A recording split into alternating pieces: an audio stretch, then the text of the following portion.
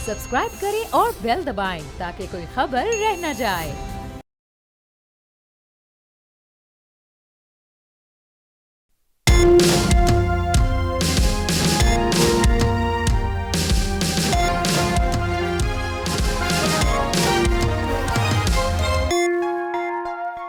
बिस्मिल्लाहिर्रहमानिर्रहीम, अस्सलामु अलैकुम। आप देख रहे हैं प्रोग्राम तब्दीली और मैं हूं आपका मेजबान सलमान मिर्जा।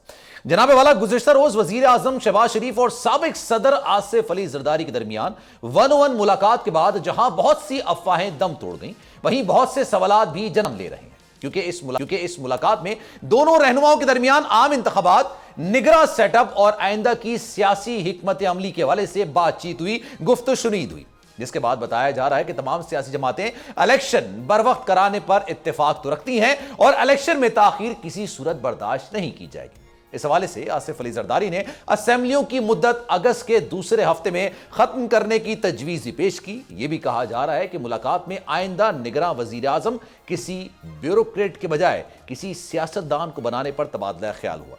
गुज़िश्ता रोज इसी हवाले से पीपल्स पार्टी के तरीन रहनुमा कमर ज़मान कायरा ने भी ये बात की थी मेरे ही प्रोग्राम में। उन्होंने क्या कहा था, जरा सुन लेते हैं, फिर आगे चलेंगे।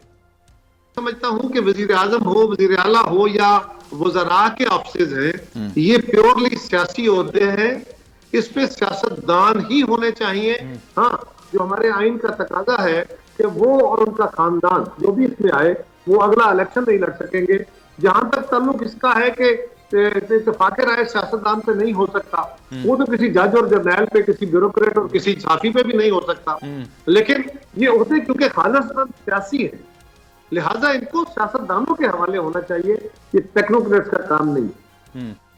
जनाब, अगर ऐसा ही है तो सवाल यही होगा कि आखिर वो कौन सा ऐसा सियासतदान है जो निगरां वजीर आजम के तौर पर गैर जानिबदारी से इस पूरे मामले को मंतकी अंजाम तक पहुंचा सकता है और इसकी माजी या फिर सियासी जमात से वाबस्तगी इंतखाबात के अमल में हायल नहीं होगी। अब एक तरफ पीडीएम में मौजूद तमाम सियासी जमातें अपनी हैसियत में इलेक्शन लड़ेंगी, तो दूसरी तरफ आम इंतखाबात के हवाले से यह भी कहा जा रहा है कि इंतखाबात 2017 की मर्दमशुमारी और उसके बाद की हल्का बंदियों से कराए जाएंगे।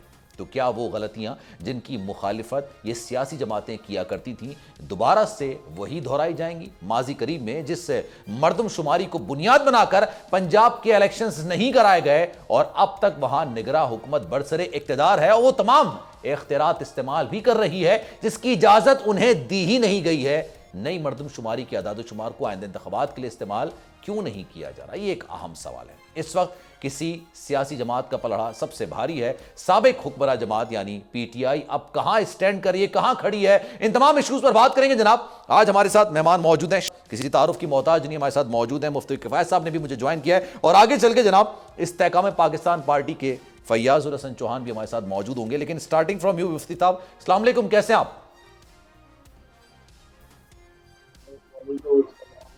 मुफ्ती साहब ये बताइएगा, सर बुनियादी सवाल आपने सुन तो लिया होगा, शहबाज शरीफ साहब ने कह दिया है कि मुद्दत पूरी होते ही मौजूदा हुकूमत घर चली जाएगी, निगरां हुकूमत के लिए मामला सुपुर्द कर दिए जाएंगे।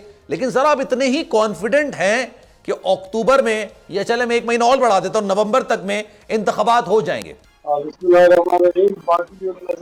ऐसी कोई रुकावट नहीं है। ये इंतखाबात हालात भी ठीक है और जो तरह से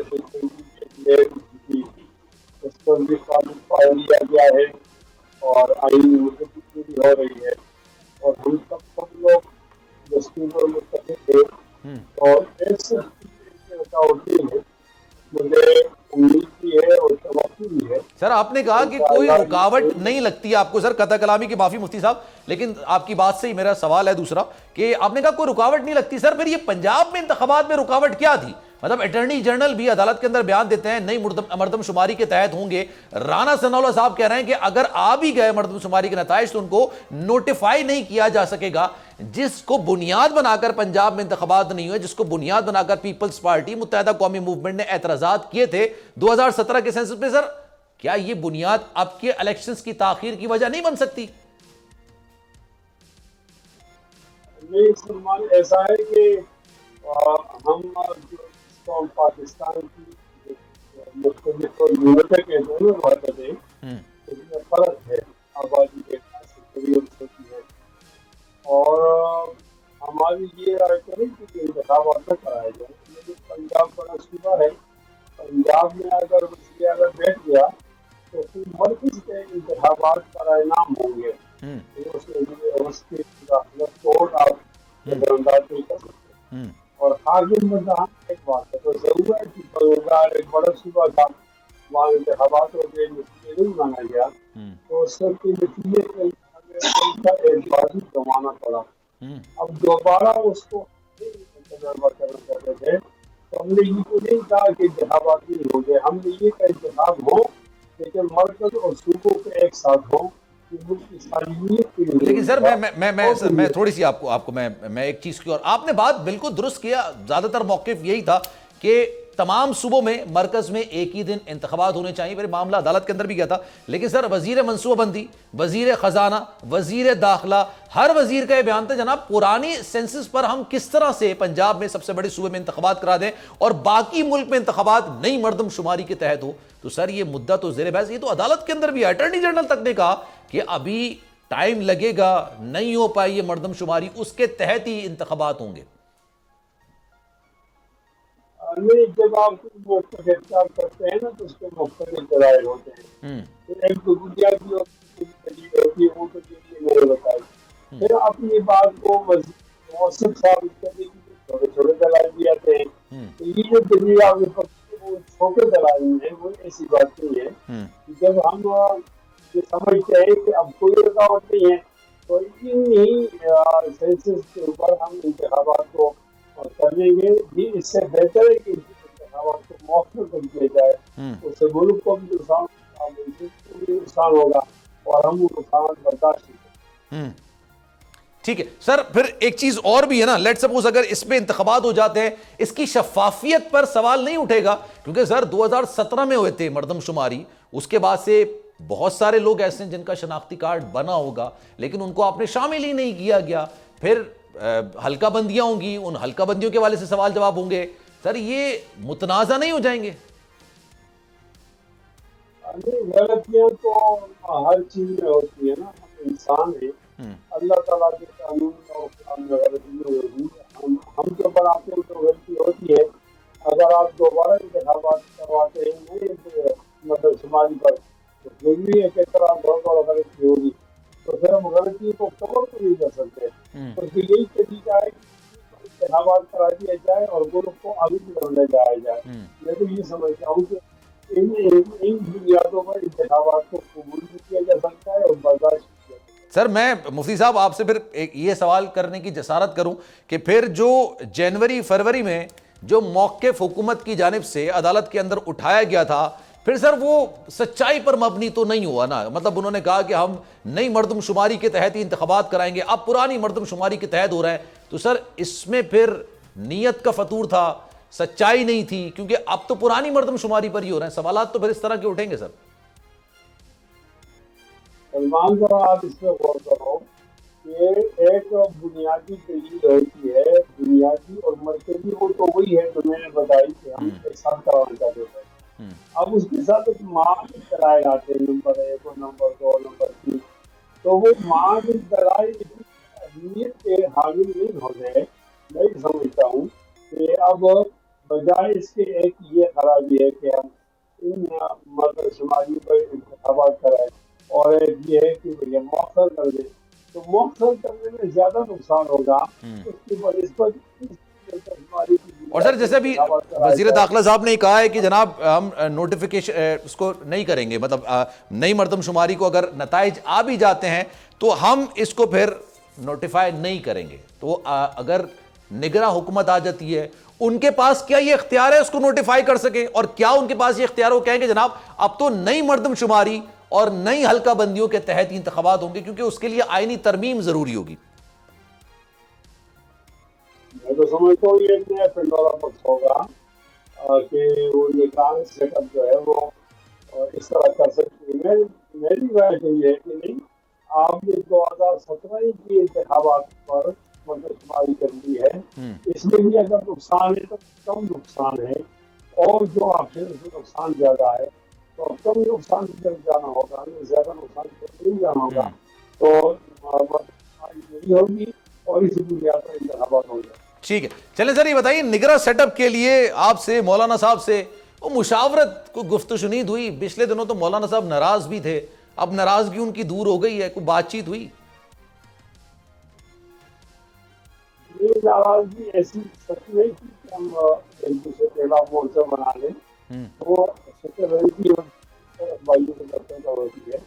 ایک بڑا ہی تھا اور اس میں دبئی کے اندر بیٹھے گئے. ظاہر ہے سیاسی لوگ حساست کرتے ہیں اور سیاسی موضوعات پر آپ اپنے ساتھیوں کو اعتماد میں لیں, یہ تو شکایت تھی. لیکن اس شکایت کے بعد ان کی طرف دوڑاتے ہوئے اتنی دوری کو تھی نہیں, دوری ہوتی کبھی بھی کہتے نا, ہم قریب تھے تو اس کا بڑا مسئلہ نہیں تھا. اب دوسری بات آپ نے نگران سطح پر ہمارے ساتھ مشاورت, تو اصل میں آئینی اختیارات یہ اختیار ہوتا ہے اقتدار کے قائم پر اور حزبی اختلاف کے قائم پر. یہ باقی جو مشاورت ہوتی ہے تو وہ رسمی ہوتی ہے. نگراں وزیر اعظم کے لیے آپ کس کو دیکھ رہے ہیں؟ مطلب میں نام کی بات نہیں کر رہا, میں شعبے کی بات کر رہا ہوں. مطلب آپ کس کو پریفر کرنا چاہیں گے؟ جے یو آئی کس کو پریفر کرے گی؟ ٹیکنوکریٹ ہونا چاہیے, سیاست دان ہونا چاہیے؟ کل ہمارے ساتھ جو قاہرہ صاحب موجود تھے, انہوں نے کہا کہ اگر یہ معاملات سیاست سے جڑیں تو نگراں وزیر اعظم بھی سیاسی ہونا چاہیے. آپ اتفاق کرتے ہیں اس سے؟ ہاں بالکل, یہ منصب سیاسی ہے نا, اور اگر آپ صحافی کو لگا لیتے ہیں یا آپ ریٹائرڈ جج کو لگاتے ہیں یا ٹیکنوکریٹ بیروکریٹ کو لگا لیتے ہیں تو پھر ان لوگوں کے ویسے منہ میں پانی آتا. یہ مؤثر لوگ تو ہوتے رہتے ہیں, ان کو مکمل مایوس کرنی چاہیے کیونکہ زندگی صحت میں نہیں, وہ کیا بہتر فیصلے کریں گے. یہ منصب سیاسی ہے تو سیاسی لوگوں کو آنا چاہیے. تو میں اس سے بھی اتفاق کرتا ہوں کہ اس کو سیاسی لوگ آنے چاہیے, وہ زیادہ بہتر ہوں گے.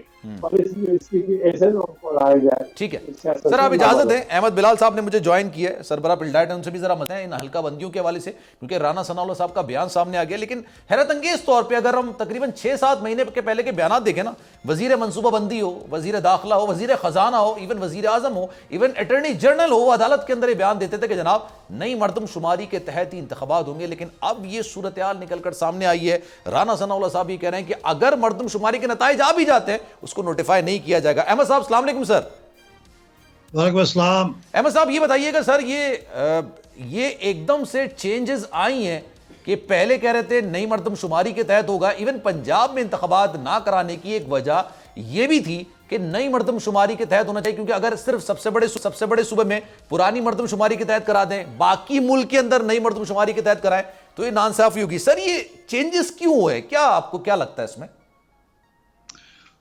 دیکھیے میں صحیح تو اندازہ نہیں لگا سکتا کہ ایسا کیوں ہے, لیکن اگر عام سافٹسٹ انداز میں بھی کہا جائے تو غالباً یہ عدم واقفیت کی بات ہے, لیک آف نالج. کیونکہ میرے خیال میں ایک عام آدمی کی طرح سے, میں کوئی قانونی اور آئینی ماہر نہیں ہوں, لیکن عام شہری کی حیثیت سے جو قانون اور آئین کو پڑھتا ہے تو اس کے مطابق تو جب تک ہمارے آئین کے آرٹیکل 51(3) میں ترمیم نہ ہو جائے, اس 51(3) کے اندر ایک ٹیبل دیا ہوا ہے جس کے اندر قومی اسمبلی کی نشستوں کو صوبوں کے اندر اور اسلام آباد کیپٹل ٹیریٹری میں تقسیم کیا گیا ہے. وہ ظاہر آبادی کے بنیاد پہ کیا گیا ہے. اگر نئی مردم شماری کے نتائج آ بھی جائیں تو اس نئی مردم شماری کے نتائج کے مطابق اس ٹیبل کے اندر جو تقسیم ہے اس کو تبدیل کرنا پڑے گا, اور اس کے لیے ایک آئینی ترمیم چاہیے ہوگی. تو آئینی ترمیم کرنے کے لیے تو ہمارے پاس نمبر ہی نہیں ہے. تو جب تک آئینی ترمیم نہ ہو, اگر آپ کی مردم شماری کے نتائج نوٹیفائی بھی ہو جائیں تو بھی میرے خیال میں نئی مردم شماری روبکار نہیں ہو سکتی, اور ہمیں 2017 کے مطابق ہی کام کرنا پڑے گا. تو سر پر یہ جو جواز پیش کیا جا رہا تھا, بے شمار بیانات موجود ہیں, ایک نہیں بے شمار بیانات موجود ہیں, ہر جگہ کہا جاتا تھا نئی مردم شماری کے تحت ہوں گے, متحدہ قومی موومنٹ کو تحفظات, پاکستان پیپلز پارٹی کو تحفظات, پرانی مردم شماری پر سوالات انہوں نے کھڑے کیے تھے. سر 51(4) بھی میں پڑھ رہا تھا, اس میں بھی تھا کہ پہلے آپ مردم شماری کریں گے, پھر حلقہ بندیاں کریں گے, اس کے بعد آئینی ترمیم, پھر یہ تمام چیزیں ہوں گی. اور جیسا کہ آپ نے خود فرمایا کہ ابھی 2/3 اکثریت ہی نہیں ہے, آپ قومی اسمبلی کے ممبرز لے لیں, آپ سینٹ کے ممبرز لے لیں, آپ اس کو نہیں کر سکتے ہیں. سر نگراں حکومت آتی ہے, اس کے پاس یہ اختیار ہوگا نوٹیفائی کرنے کا؟ اچھا پہلے میں آپ کو بتا دوں میری دانست میں ترتیب کچھ یوں ہے کہ پہلے نوٹیفائی ہوگی مردم شماری کے نتائج، جی جی، اس کے بعد پھر آئینی ترمیم ہوگی، اور آئینی ترمیم کے بعد حلقہ بندیاں ہوں اچھا گی. ٹھیک ہے، حلقہ بندیاں آئینی ترمیم کے بغیر ہو نہیں سکتی. صحیح ہے، صحیح، ٹھیک ہے.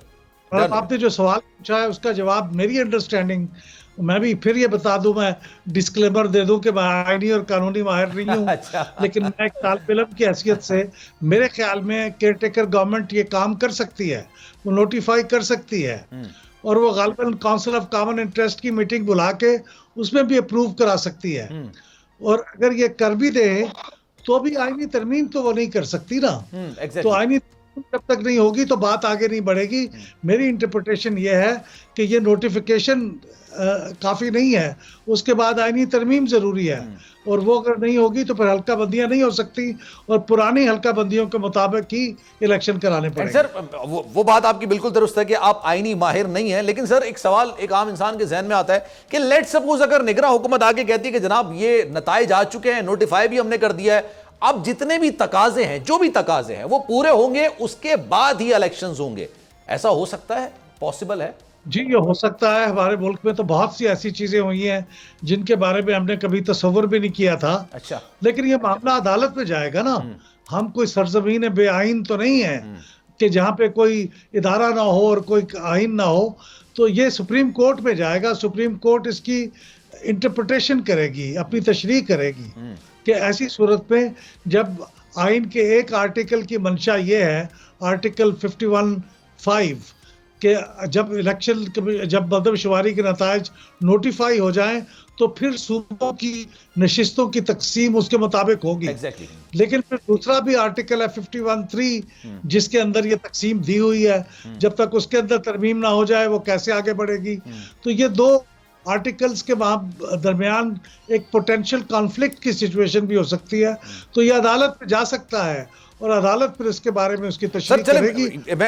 یہ قانونی معاملات کو تھوڑا سا آگے بڑھتے ہیں. سر یہ ذاتی حیثیت میں واٹ ڈو یو تھنک 2017 میں مردم شماری ہوئی تھی، اس کے بعد سے 6 سال ہو چکے ہیں سر. 6 سال میں بہت سارے ایسے لوگ ہوں گے جن کا شناختی کارڈ بن گیا ہوگا جو ووٹ ڈالنے کے حقدار ہوں گے، لیکن آبویسلی پھر آپ پرانی مردم شماری کے تحت آبادی کا تناسب بڑھ جاتا ہے، حلقہ بندیوں کا معاملہ ہو جاتا ہے، سیٹیں بڑھ جانی چاہیے، پوری دنیا کے اندر ہے. سر ہم 2017 کی بنیاد پر کریں گے تو یہ متنازع نہیں ہو جائے گی؟ نہیں وہ دیکھیے متنازع تو وہ بھی ہے، اور متنازع اب یہ مردم شماری جو 2023 میں ہوئی ہے یہ بھی متنازع ہے. اچھا.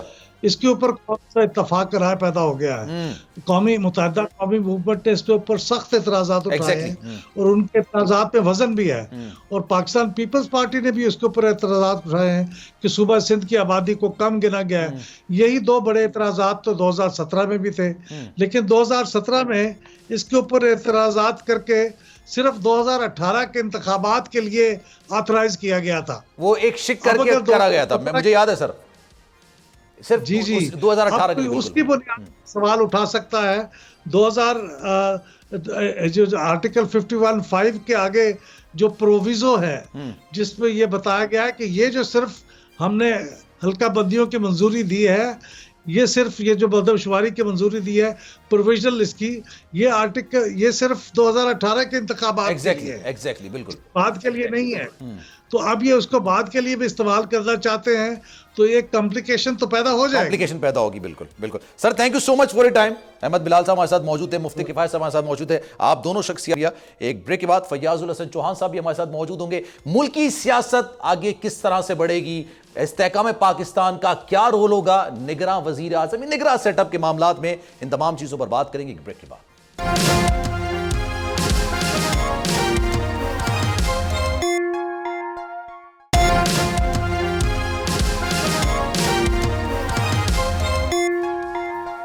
ویلکم بیک جناب. پروگرام میں ایک بار پھر سے خوش آمدید کہتے ہیں. ملک کے دیگر مسائل کا بھی ذکر کریں گے، لیکن آپ کو یاد ہوگا جناب پاکستان تحریک انصاف کے ساتھ جو کچھ بھی ہو رہا ہے، جیسا کچھ بھی ہو رہا ہے، یہ پاکستان کا اندرونی معاملہ ہے. انہوں نے جس طرح کے کام کیے ہیں ان کے خلاف کارروائیاں ہونی چاہیے اگر وہ اس سے ملوث ہیں. اس میں کسی دوسرے ملک کو انٹرفیئر کرنے کی ضرورت نہیں پڑنی چاہیے. اور ایک ایسا ملک جو کہ خود ایک عرصے سے فلسطینیوں کا حق مار رہا ہے، نہ آج تک اس نے فلسطینیوں کے حق کی بات کی، نہ آج تک آج نے کشمیریوں کی بات کی، لیکن ایک دم سے ان کو پاکستان تحریک انصاف کے کارکنوں کا درد ستانے لگ گیا. تو فیاض الحسن چوہان صاحب ہمارے ساتھ موجود ہیں. دیگر چیزوں پہ بھی بات کریں گے جناب. نگراں سیٹ اپ میں استحکام پاکستان کی منظوری ہوگی, ان کی مشاورت ہوگی, لیکن پہلا سوال فیاض صاحب آپ سے, آپ پاکستان تحریک انصاف کا حصہ رہے سر, یہ مجھے بتائیے گا, مجھے بڑی حیرت ہوئی اور مجھے ہنسی بھی آئی اس چیز پر کہ جو فلسطینیوں پر شروع سے ظلم کر رہا ہے, ان کی زمین کھا رہا ہے, نہ اس نے کبھی کشمیریوں پر مظالم کا ذکر کیا بھارتی, نہ کبھی اس نے اپنے مظالم کا ذکر کیا, پھر یہ پاکستان تحریک انصاف کے کارکنوں کے حوالے سے بات کرنے لگ گیا. یہ کیا کنیکشن ہے سر؟ بسم اللہ الرحمن الرحیم. سلمان بھائی, میں نے آج سے 3 دن پہلے پریس کانفرنس کر کے یہ ساری ڈیٹیل بیان کی تھی. میں آپ کے سامنے پی ٹی آئی کا جو جولائی 2018 سے لے کے اپریل 2022 تک کے 3.5 سال ہے, میں اسرائیل کے حوالے سے چین آف ایونٹس آپ کے سامنے رکھ دیتا ہوں. آگے پاکستان کی عوام اور آپ کو فیصلہ کرنا ہے.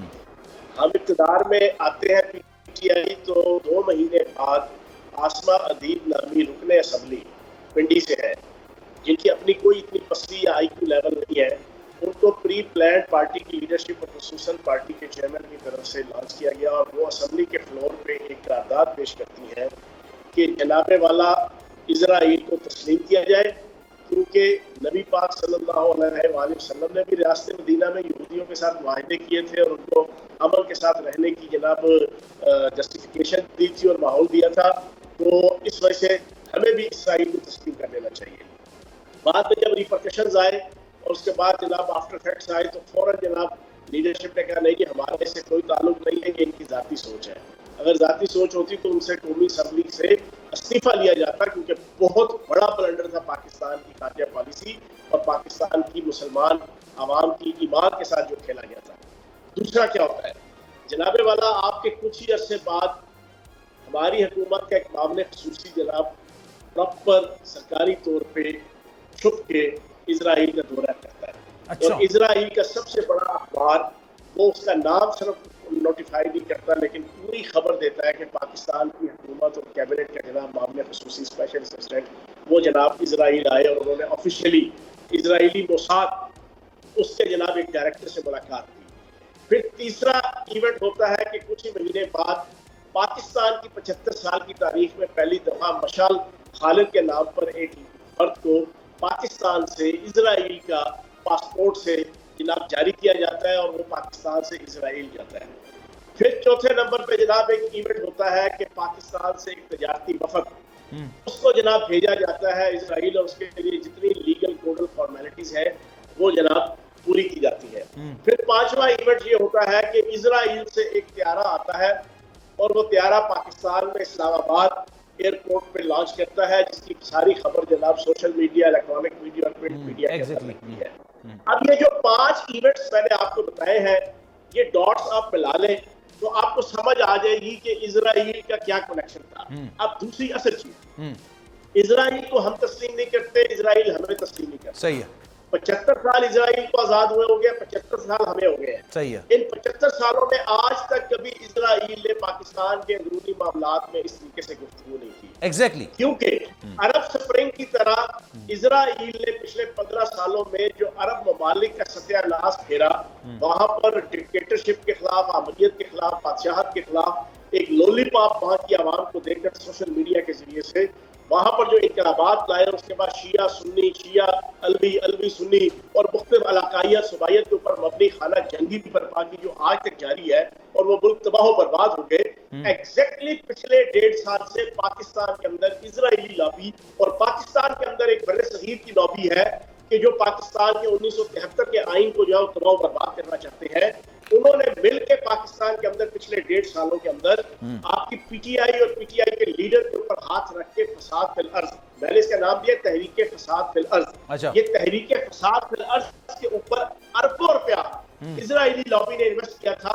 یہی لولی پاپ سوشل میڈیا کے ذریعے سے حقیقی آزادی کی جنگ, امریکہ سے حقیقی آزادی کی جنگ شروع ہوئی اور 3-4 مہینے بعد ہی وہ فوج سے حقیقی آزادی کی جنگ میں کنورٹ ہوئی. تو یہ اسرائیل کا پورا ایک پلان تھا اور ایک انویسٹمنٹ تھی. اچھا, جب اس نے دیکھا کہ 9 مئی کے واقعات کے بعد پاکستان کی اسٹیبلشمنٹ اور آرمی نے طے کر لیا کہ ہم نے ان کو کرش کر کے رکھ دینا ہے, ان جناب فسادی پورے جناب گروہ کو, اس کے بعد بے ساختہ اسرائیل پاکستان کے اس اندرونی معاملے پہ بولنے پہ مجبور ہوا کیونکہ اس کے اربوں روپے کی انویسٹمنٹ تھی، اس کی پوری پلاننگ تھی، اس کی جناب شام کی طرح، یمن کی طرح، لبنان کی طرح، عراق کی طرح پاکستان کو تباہ و برباد کرنے کی اور پاکستان میں خانہ جنگی لانے کا ایک پورا پلان تھا۔ جب وہ فلاپ ہوا تو جناب اقوام متحدہ کے انسانی حقوق کونسل کے اندر اس سے نہ رک سکا اور وہ پوری اس کا نمائندہ جناب پاکستان کے اندرونی معاملات میں خود بلا کے جناب پی ٹی آئی کے چیئرمین اور اس کی پوری جناب تحریک کے حوالے سے اس سے جو خرافات بولی، میں سمپل اسرائیل کے نمائندے سے اور اسرائیل سے پوچھوں گا کہ تم لوگ اس قابل ہو کہ تم انسانی حقوق کی بات کرو؟ تم لوگوں جیسا بے حس اور بے غیرت ملک جو ہے دنیا کے نقشے پہ کوئی نہیں ہے اسرائیل جیسا، جس سے وہ پوری امت مسلمہ کو اور خصوصاً فلسطینیوں کے یہ جو ظلم اور جبر اور استبداد کے پہاڑ ڈھائے ہیں پچھلے 75 سالوں میں، تو تمہیں شرم آنی چاہیے۔ سوال یہی ہے سر چوہان صاحب، بالکل آپ کی بات بالکل درست ہے، یہ بات آپ کی بالکل درست ہے کہ ایک ایسا ملک انسانی حقوق کی بات کر رہا ہے جو آئے دن فلسطینیوں کے قتل عام میں ملوث رہتا ہے، ان کی زمینوں پر قبضہ کرتا ہے، آج تک اس نے مقبوضہ کشمیر کے حوالے سے کوئی بات نہیں کی۔ لیکن سر میرا ایک اور آپ سے بنیادی سوال یہ کہ یہ جو آپ نے پوری مجھے ہسٹری بتائی ہے کہ یہ ہوتا رہا پاکستان تحریک انصاف کے دورے کے اندر سارا یہ معاملہ چلتا رہا، اس کے میں ڈائریکٹ کنیکشنز یا ڈائریکٹ احکامات پی ٹی آئی چیئرمین کی طرف سے آتے تھے یا کسی کا اپنا ذاتی مفاد تھا وہ سیدھا کر رہا تھا؟ نہیں، یہ پورا پلان تھا جی۔ اس پلان میں جناب آپ کی گولڈ سمتھ جو پی ٹی آئی کے چیئرمین ہیں، ان کے جو سسر ہے، ان کا پورا خاندان ہے، ان کے کنٹیکٹس ہیں، ان کے جناب میں نے بتایا کچھ پاکستان کے اندر بھی کچھ کمیونٹیز ایسی ہیں کہ جو پری پلانڈ جو ہے نا 1973 کے آئین کو تباہ کرنا چاہتی ہے، اور وہ ایک ہی صورت میں تباہ ہو سکتا ہے جب نعوذ باللہ معاذ اللہ میرے جناب منہ میں خاک کہ جب پاکستان خدا نہ خواستہ اگر ٹوٹتا ہے تو تب 73 کا آئین ٹوٹتا ہے۔ اور 73 کے آئین کے دشمن وہ اس وقت یہودی لابی کے ساتھ مل کے اوورسیز پاکستانی اگر 90 لاکھ ہے تو تقریباً 30 لاکھ کے قریب وہ لوگ ہیں، اس کمیونٹی کے لوگ ہیں، وہ مل کر پاکستان کو ڈی اسٹیبلائز، پاکستان کو توڑنے کے لیے اس پوری کمپین کے اوپر انہوں نے ہاتھ رکھا ہوا تھا۔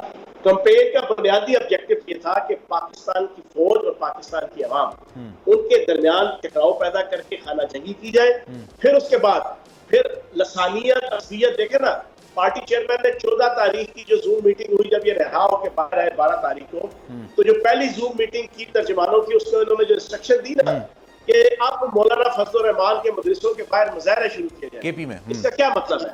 اس کا مطلب یہ تھا کہ آپ گلی گلی محلے میں خانہ جنگی کی جائے۔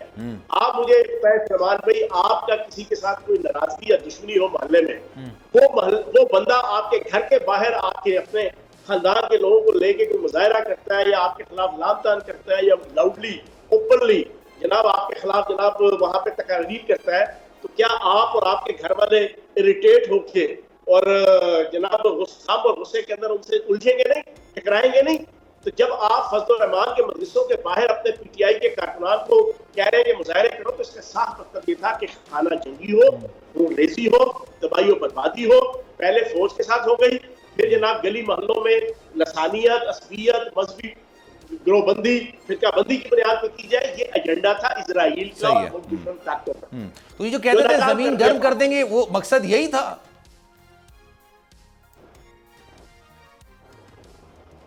میں نے آپ کو ایک چیز بتائی جو ہر روز چیزیں صاف ستھری اور کلیئر ہو رہی ہیں پچھلے 2 مہینوں سے، ٹھیک ہے، خصوصاً اور ابھی آپ کی اطلاع کی عرض میں آپ کو بریکنگ دے دوں، ابھی بڑے ہی امپورٹنٹ لوگوں نے وعدہ معاف گواہ بننا ہے، جو بن چکے ہیں لیکن ابھی اوپن ہونا ہے۔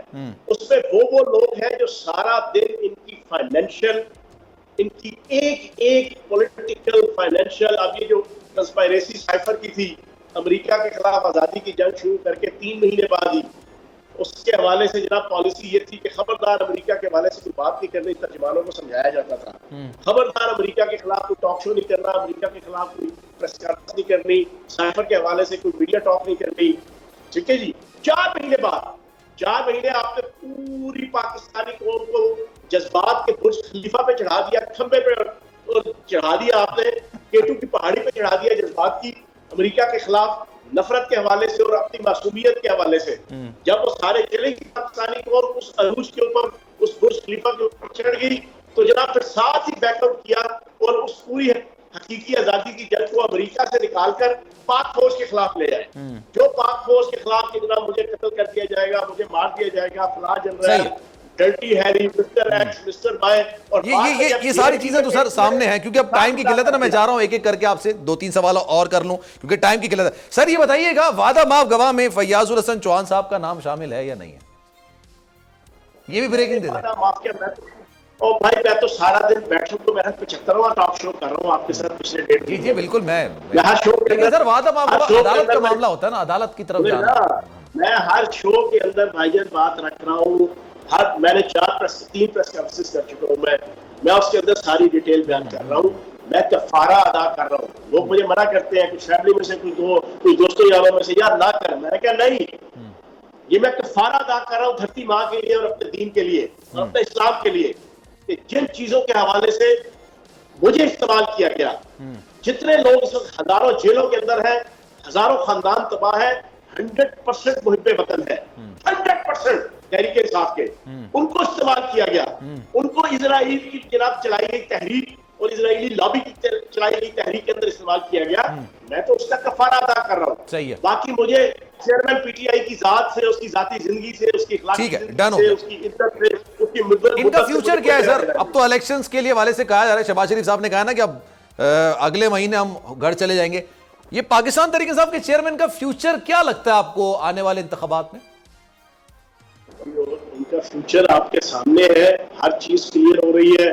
گنڈا گردی, بدماشی, ریاست کے خلاف, ریاستی اداروں کے خلاف, فوج کے خلاف, ISI کے خلاف, عدالتوں کے خلاف کیسز ہیں, حملوں کے, قتل کے, قتل و غارت گری کے. بھائی وہ بھگتنا ہے, وہ بھگتنا ہے. صحیح ہے. یہ تو as you sow so shall you reap. ٹھیک ہے. اب وہ دیکھو یہ جو ریڈ لائن ہے نا, یہ ریڈ لائن ہے یا ریڈ وائن ہے مجھے نہیں پتا, لیکن ریڈ لائن ایک پاکستانی کی حیثیت سے, میری ریڈ لائن صرف پاکستان ہے اور ایک مسلمان اور ریاست ہونی چاہیے. ریڈ لائن ہمیشہ ریاست ہونی چاہیے. مسلمان کی حیثیت سے میری ریڈ لائن نبی پاک صلی اللہ علیہ وسلم, ان کی ناموس رسالت اور ان کی ختم نبوت ہے. بالکل میری ریڈ لائن وہ ہے. چلے سر, کے علاوہ کوئی ریڈ لائن. ٹھیک ہے سر, ٹائم کی قلت ہے. میں مجھے کوئی گرفتار نہ کرے, میں عدالتی سسٹم میں نہ آؤں, میں پروسیکیوشن کے سسٹم میں نہ آؤں, میں عدالتوں کے سامنے پیش نہ ہوں, میں سزا نہ کاٹوں. تو بھائی یہ ڈن ہو گیا سر, یہ بات آپ کی بالکل درست ہو گیا. سر یہ بتائیں نگراں وزیر اعظم کے لیے فیاض الحسن چوہان کیا پریڈکٹ کرتے ہیں, کس کا نام ہو سکتا ہے یا چاہتے ہیں کہ وہ ہو؟ کیا وہ سیاستدان ہونا چاہیے, ٹیکنوکریٹ ہونا چاہیے, ریٹائرڈ جج ہونا چاہیے, کوئی صحافی ہونا چاہیے؟ دیکھیں الیکٹڈ تو اگلا وزیر اعظم میری تو خواہش ہوگی کہ جہانگیر ترین صاحب ہو. الیکٹڈ نہیں سر, میں نگراں کی بات کر رہا ہوں. میں پہلے الیکٹڈ کی بات. اچھا چلیں ٹھیک ہے. الیکٹڈ کے حوالے سے سب سے سوٹیبل شخص اس وقت کے جن کو تجارت, صنعت, زراعت کے حوالے سے جنہوں نے اپنا آپ بنوایا ہے کہ ان کے پاس کیپیبلٹیز ہے. اور اس وقت پاکستان کا سب سے بڑا کرائسس یہ ہے کہ پاکستان کو صنعتی طور پہ, تجارتی طور پہ اور زرعی طور پر ایسی مربوط اور مضبوط پالیسیز چاہیے, تجربہ کار شخص چاہیے کہ جو اس کو بلندی تک لے کے جائے, جس کی بنیاد پہ پاکستان کی اکانومی اپنے پاؤں پہ کھڑی ہو. تو میں سمجھتا ہوں جہانگیر ترین صاحب کے علاوہ کوئی سوٹیبل, اپروپریٹ, آپٹیمل کوئی پرسنالٹی نہیں ہے اس وقت. باقی جو نگران وزیر اعظم ہے بالکل ٹھیک ہے, آپ اس کو ایک پولیٹیشین کو بھی بنائیں اور پولیٹیشین کو بنانا چاہیے. میں ان لوگوں کی اسپیشلی وہ کل قمر زمان خیرہ صاحب آپ کے پروگرام میں کہہ رہے تھے, بالکل ٹھیک ہے جی, پولیٹیکل آدمی کو ہونا چاہیے, کوئی بھی پولیٹیکل آدمی ہو اس کو نگران وزیر اعظم بنا دیں.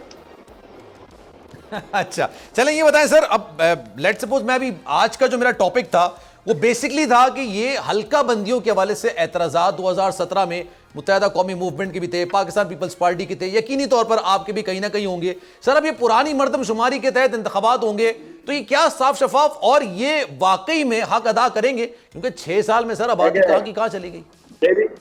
میری تسلی سے گفتگو سنیے گا. میں پچھلے 8 مہینے سے جب میں پی ٹی آئی میں بھی تھا تو میں اس وقت یہ کہہ رہا تھا کہ جناب والا الیکشن بر وقت نہیں ہو سکتے پاکستان میں. جو ہے اگر مردم شماری شروع ہو گئی, پھر مردم شماری شروع ہو گئی مارچ اپریل میں, میں اس وقت سے کہہ رہا ہوں, میں پہلا پولیٹیشین ہوں جس نے خود بلا کے یہ بات کہی کہ جناب والا آئین کا آرٹیکل 51 ہے, اس کی کلازز ہیں 1, 2, 3, 4, 5. اس کے مطابق آرٹیکل 51(5) کے مطابق جو آپ کا آخری سینسس ہوگا ریاست پاکستان میں, جو آخری سینسس ہوگا اس کے مطابق آپ کے نئی حد بندیاں لازمن ہوگی جب آپ کی سینسس نوٹیفائی ہو جائے گا. نوٹیفائی کا مطلب ہے کہ آفیشیل ایگزیکٹلی اب تو کہہ رہے ہیں نوٹیفائی نہیں ہوگا. جرانا سلو صاحب نے بول بھی دیا نا. سنیں نا میری پوری بات سنیں. سر کوئکلی سر مجھے وائنڈ اپ کرنا ہے, کوئکلی کریں. آئین اور قانون کہتا ہے کہ ہر حال میں نئی حد بندیاں ہوں گی. اب پرابلم کیا ہے, اب جب آپ کا آفیشیل گزٹ جاری ہونا ہے آج سے 3 مہینے 4 مہینے بعد, تو اس وقت آپ کی نگران حکومت ہوگی. نگران حکومت میں آپ کی موجودہ صورتحال میں تو جناب آپ نے حد بندیاں کرنی ہے, آپ کی ایک ترمیم بھی کرنی پڑے گی. ڈیٹیل میں سر کسی دن تسلی سے بات کریں گے کیونکہ ٹائم کی میں معذرت کروں گا سر آپ سے. Thank you so much for your time. Salman Mirza کو دیجیے اجازت. زندگی رہی, صحت رہی, آپ کی دعا رہی, تو انشاءاللہ آپ سے پھر ملاقات ہوگی. خیال رکھیے گا. اللہ حافظ.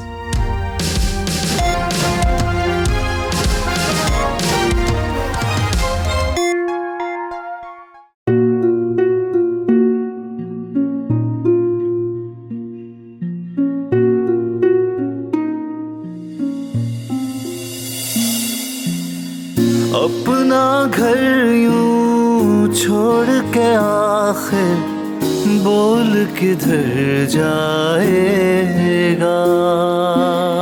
یہ جو پڑا ہے وقت کڑا ہے, وقت گزر جائے گا. اب زندگی فیصلے کی گھڑی, ساری معیشت کے دھر ہے کھڑی. کرنے پڑیں گے کٹھن فیصلے, تجھ پہ یہ کیسی آن پڑی.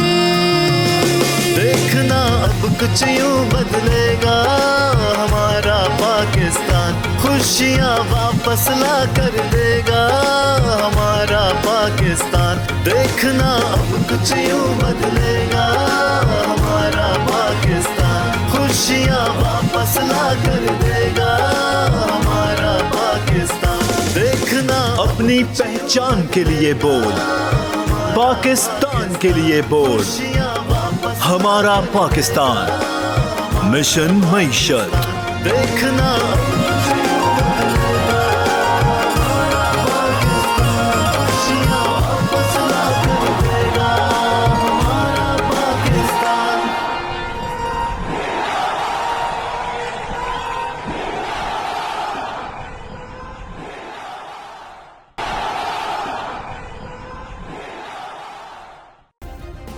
سبسکرائب کریں اور بیل دبائیں تاکہ کوئی خبر رہ نہ جائے.